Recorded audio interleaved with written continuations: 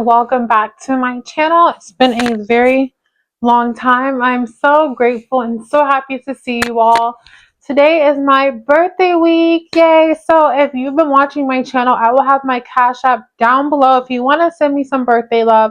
Also, I have a lot of men who watch my channel. I know some of my products are targeted towards women, and that's okay. Send your sister some love.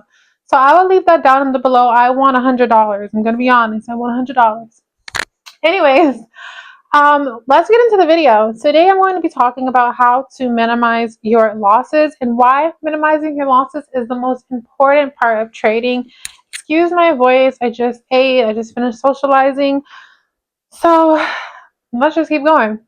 The difference between you and the big traders, the people who have the companies dedicated to investing, is that they minimize their losses so low where they don't even go above a certain amount consistently. So, for example, say you're measuring how often you're losing over the course of a month, there wouldn't be a trade over $200. That's how big companies scale and make more money over time than the average retail trader. So, that's what you want to apply to your trade. You don't want to lose over a certain amount. It doesn't matter how big the trade is, what your lot size is, how often you're trading. You want to keep it under a certain amount. So if you don't want to lose over $200 ever, keep it at $200 no matter how much you're risking. And that is how you're going to scale like one of the big companies. And I've been practicing that myself this past week where I could enter multiple trades, but because I'm not losing a lot, when the opportunity does arrive, I'm able to trade exactly how I want because I didn't blow my account. I didn't lose so much money, and I'm not going to be discouraged, unmotivated, or unconfident in where I'm going because I didn't lose a lot. That is how you have an extra edge. That is how you trade like the big people. And I'm sharing this with you because risk management is something that we don't talk about enough. We talk about strategies. We talk about how much money we're making.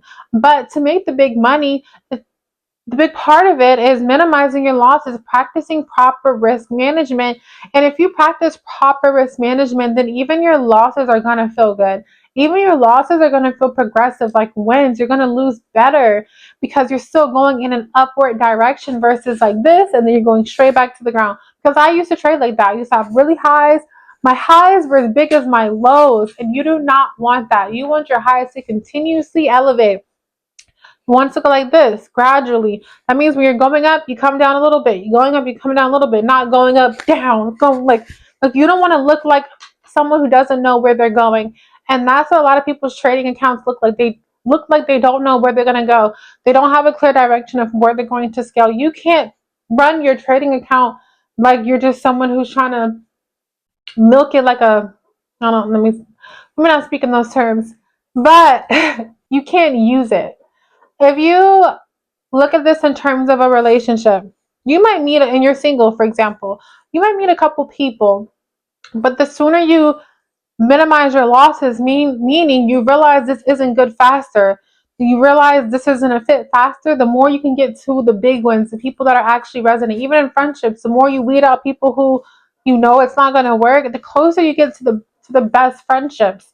When you're dating someone, you don't want to spend a lot of time seeing.